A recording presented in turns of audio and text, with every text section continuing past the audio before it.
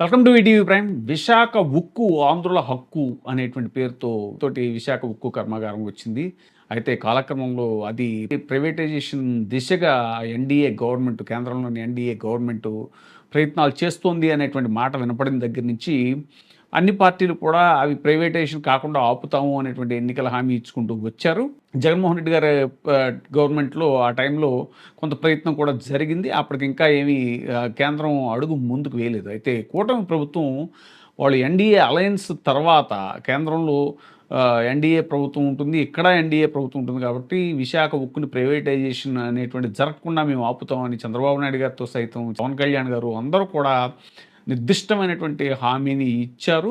అక్కడే పల్లా శ్రీనివాస్ తెలుగుదేశం పార్టీ రాష్ట్ర అధ్యక్షుడు, ఆయన కూడా అధ్యక్షుడయ్యి ఆయన కూడా మాట ఇవ్వడం జరిగింది. ఇన్ని రకాలుగా ప్రైవేటైజేషన్ ఆపుతామని చెప్పిన తర్వాత కూడా ఇప్పుడు కేంద్రం మళ్ళీ అదే దిశగా అడుగులు వేస్తోంది అనేటువంటిది స్పష్టంగా తెలుస్తోంది.